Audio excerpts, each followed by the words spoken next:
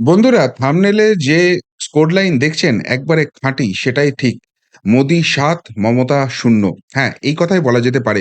বিভিন্ন মহল থেকেই শোনা যাচ্ছিল যে ২০২৪ লোকসভা নির্বাচনে যে ধাক্কাটা এসেছে, বিশেষ করে বাংলা থেকেও যে কাঙ্ক্ষিত ফলাফল হয়নি, তারপরে পুরো ব্যাপারটাকে সামাল দিতে বিজেপির একটু সময় লাগবে।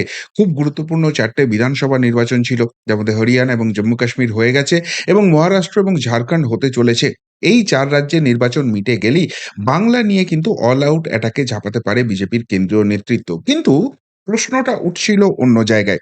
বিজেপি না হয় ঝাঁপাবে, কিন্তু বাংলার মানুষের কাছে রাজনৈতিকভাবে সেটা কতখানি এফেক্টিভ হবে?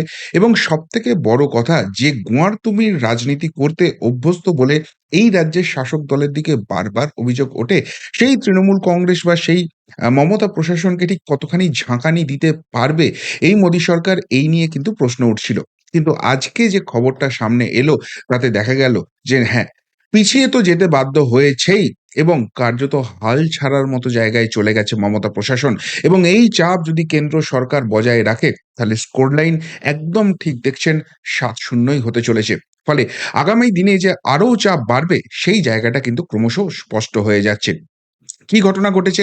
আজকে একটি সংবাদ নিশ্চিতভাবে সকলেরই আপনাদের চোখে পড়েছে। সেটা হচ্ছে, শেষ পর্যন্ত নরেন্দ্র মোদী সরকারের চাপের কাছে নতি স্বীকার করে নিজেদের যে একটা ঢপের চপের প্রকল্প চলতো বলে প্রচার চলছিল এই মমতা প্রশাসনের, সেই জায়গা থেকে তারা সরে আসতে বাধ্য হয়েছে।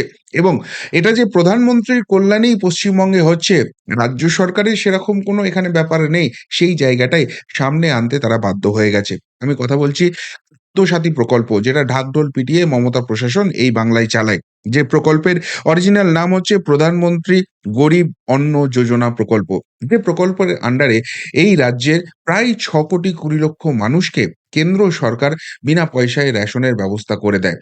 অর্থাৎ যে টাকাটা ভর্তুকি দেয় সেটার ম্যাক্সিমামটাই কিন্তু বহন করে কেন্দ্র সরকার। কিন্তু এখানে রাজ্য সরকার বা তৃণমূল কংগ্রেস আরো ভালোভাবে বলতে গেলে তারা এই জিনিসটা প্রচার করে আসছিল যে ওসব কেন্দ্র-ফেন্দ্র কোনো কিছু দেয় না। এই রাজ্যে যদি মমতা বন্দ্যোপাধ্যায়কে আপনারা হারিয়ে দেন, তৃণমূল কংগ্রেসকে যদি হারিয়ে দেন, তাহলে এই যে ফ্রিতে রেশনটা পান না, সেটা বন্ধ হয়ে যাবে। কেননা এটার পুরো ব্যবস্থা তো দিদিই করেন। এবং খাদ্যসাথী প্রকল্পে সেখানে মমতা বন্দ্যোপাধ্যায়ের এই হাসি মুখের ছবি, তার ওই খাদ্যসাথী লোগো এবং এটা রাজ্য সরকারের যে জিনিস, এটা বড়, বড় করে প্রচার চলত। কিন্তু বাস্তবটা কি? বাস্তবটা হচ্ছে প্রায় পুরো টাকাটাই বহন করে কেন্দ্র। রাজ্য শুধুমাত্র রাজনীতির জন্য, নিজেদের নাম কেনার জন্য এটা নিজেদের প্রকল্প বলে চালাচ্ছিল। আর এই জায়গাটাতেই চেপে ধরেছিল নরেন্দ্র মোদী সরকার। আর গোঁয়ার্তুমির সরকার, কিছুতেই কিছু না মানার সরকার, এই রাজ্যের সরকার বলে দিয়েছিল, "না, আমরা এটা পাল্টাবো না।" ফলে শেষ পর্যন্ত এই প্রকল্পের টাকা বন্ধ করে দেয় কেন্দ্র সরকার। এবং যা খবর পাওয়া যাচ্ছে যে ১২,৭১৪ কোটি টাকা, এই টাকাটা কিন্তু পেন্ডিং হয়ে গেছে। এমনিতেই হাঁড়ির হাল করে ছেড়ে রেখে দিয়েছেন। এখানে খেলা, মেলা, উৎসব-মোৎসবে শুধুমাত্র টাকা বিলি হয়। মানুষের উন্নয়নে টাকা বিলি হয় না। কোন রকম খরচ হয় না বলে বিরোধীরা অভিযোগ করে। ফলে সেই জায়গা থেকে রাজ্যে কোষাগারের হাল রীতিমতো খারাপ।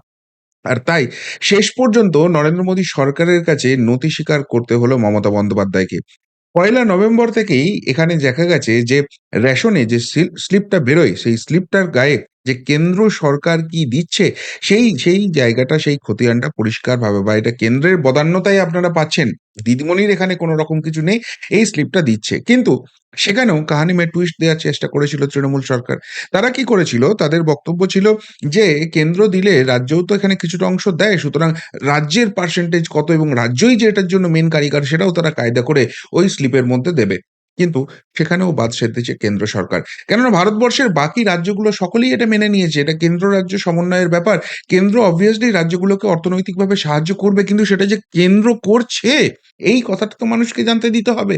সেখানে যদি জানতে নাও দাও, অসুবিধা নেই। কিন্তু যেটা কেন্দ্র কাজ করছে, সেটা রাজ্য সরকার করছে, দিদিমণি করছে, এই বলে চালিয়ে দেবে আর ভোট বাক্সে তার ফায়দা নেবে। এই জিনিস তো চলতে পারে না। এই রাজনীতি তো চলতে পারে না। ফলে সেই জায়গা থেকে এবার পরিষ্কারভাবে বলে দেওয়া হয়েছে যে প্রধানমন্ত্রীর ছবি, নাম এবং এটা যে প্রধানমন্ত্রী গরিব অন্ন যোজনার অন্তর্গত, সেই হিসেবেই মানুষকে জানাতে হবে।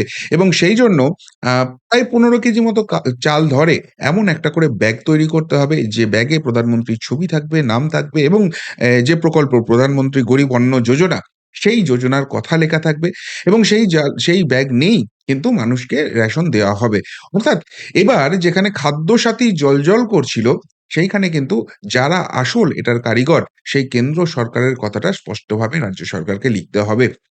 ওই ১২,৭১৪ কোটি টাকা বা আগামী দিনে অন্যান্য যা টাকা এই ফান্ডে হবে সেই টাকাটা কেন্দ্র রিলিজ করবে, না হলে করবে না। আর এইবার ভানে মা ভবানী হয়ে যাওয়ার পরে শেষ পর্যন্ত রাজ্য সরকার এটা মেনে নিচ্ছে। যদিও শাসক দলের তরফ থেকে, তৃণমূল কংগ্রেসের তরফ থেকে মিডিয়াতে খবর পাচ্ছি যে কেন্দ্র এটা নগ্ন রাজনীতি করছে, খুব বাজে রকমের রাজনীতি করছে, মানুষকে খাদ্য দিচ্ছে, সেই নিয়ে এই ধরনের নোংরা রাজনীতি বিজেপির পক্ষেই সম্ভব, এটাকে মেনে নেওয়া যায় না, এই করে চিৎকার চেঁচামেচি চলছে। যারা এই কথাটা বলছেন তাদের দিকে একটা সবিনয় প্রশ্ন ছুঁড়ে দিতে চাই। এতদিন তাহলে আপনাদের দিদিমণির ছবি দেওয়া খাদ্যসাথী প্রকল্প, বড় বড় প্রচার, ব্যানার, ঢক্কানিনাদ এবং পলিটিক্যাল মঞ্চে, প্রচার সভায়, এমনকি অ্যাডমিনিস্ট্রেটিভ মিটিং এ গিয়ে যে প্রচারটা চলতো যে তৃণমূল কংগ্রেসকে যদি ভোট দেওয়া না হয়, মমতা বন্দ্যোপাধ্যায়কে যদি জেতানো না হয়, এই টাকা তো রাজ্য সরকার দেয়।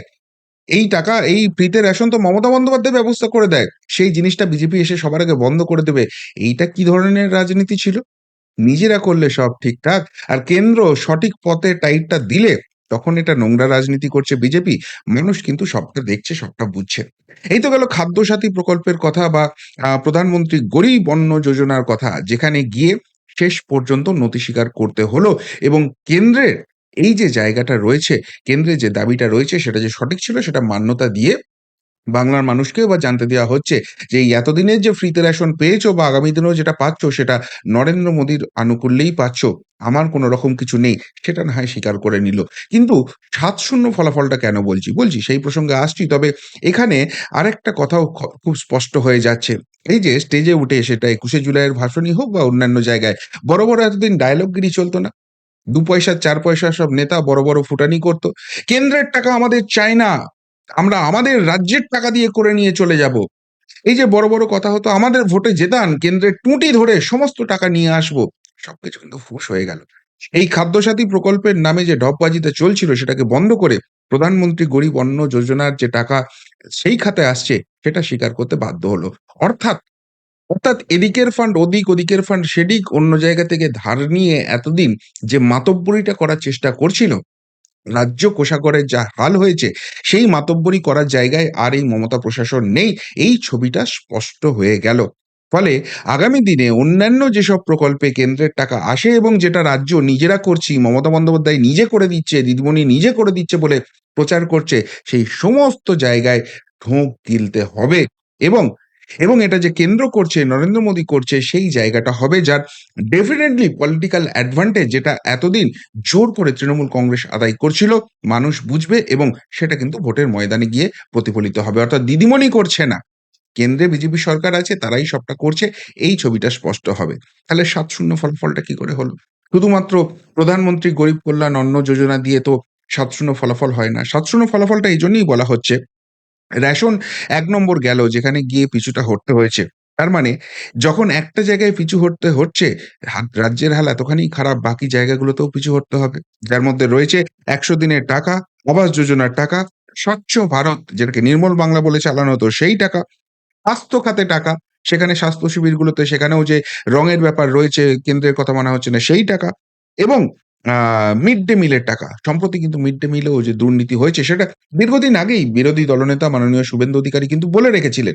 সেই জায়গাটা কিন্তু মিড ডে মিলের টাকাটাও বন্ধ হয়ে যাচ্ছে এবং আরেকটা সেগমেন্ট যেটা হচ্ছে সড়ক যোজনার টাকা। ওই এখন দেখবেন নতুন করে আবার সমীক্ষা করছে রাজ্য সরকারের তরফ থেকে যে আবাস যোজনার টাকা এই রাজ্য সরকারই দিয়ে দিবে। কেন্দ্র যখন দিচ্ছে না আমরা ডিসেম্বরের মধ্যে দিয়ে দেবো। বারবার সেটা টাইমলাইন এক্সটেনশন হচ্ছে। কিন্তু প্রশ্নটা হচ্ছে কেন্দ্র আবাস যোজনার টাকাটা আটকে ছিল কেন? ১, তোমরা চুরি করেছো, হিসেব দাওনি এবং ২, যে প্রাপকদের তালিকা পাঠিয়েছো সেখানে প্রচুর পরিমাণ জল আছে। এগুলো যতক্ষণ না তোমরা ঠিক করছো, আমরা কেন্দ্র সরকার এই ফান্ডের টাকা রিলিজ করব না। এই ছিল কথা।